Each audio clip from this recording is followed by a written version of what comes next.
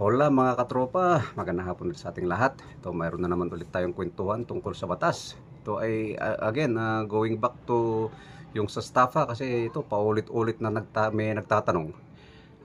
Gusto ko lang i-clarify dito mga katropa na hindi lahat ng utang na halimbawa nakapagbigay ka ng pera dahil niloko ka, sa tingin mo niloko ka, pasok na kaagad sa estafa. So, kung babalikan natin yung mga videos natin noon is merong mga elements ng estafa na kailangang i-prove. Halimbawa yung deceit nga, yung deceit is kailangan, deceit o yung pangluloko, no? Hindi pasok sa estafa, halimbawa yun nga, ibalik ulit natin doon sa filter.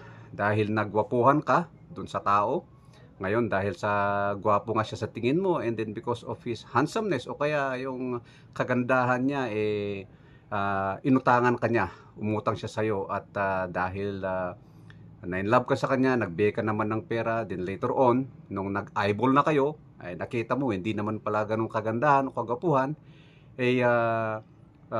hindi na niya maibigay yung pera sa'yo. Ano? So hindi na niya maibalik yung inutang niya sa'yo. So, hindi yon ang deceit na tinatawag natin.